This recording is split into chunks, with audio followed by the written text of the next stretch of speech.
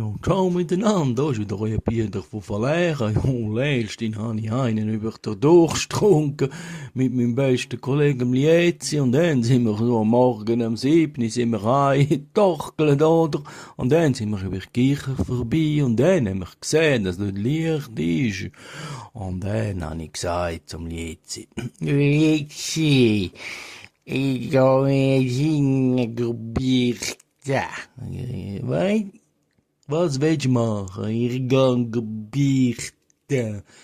Parken Vigili ist in der Kirche. Hat er gesagt, jetzt. Und dann bin ich reingegangen und dann ist der Pfarrer dort schon im Beichtstuhl am Warten gewesen. Und dann bin ich rein und dann habe ich gesagt, Herr Pfarrer, ich will beichten, Vigili will beichten.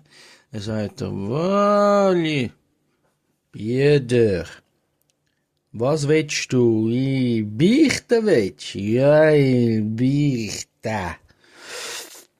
Oh, muss das jetzt sein? Ja. Hast du einen umgebracht, Peter?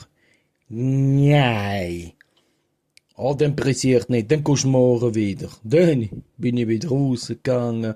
Und nachher, jetzt gesehen und gesagt, ja, bist du schon da? Ja, dann gehe ich auch noch rein.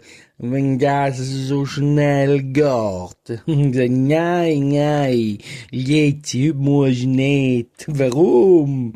Heute nimmt er nur Mörder.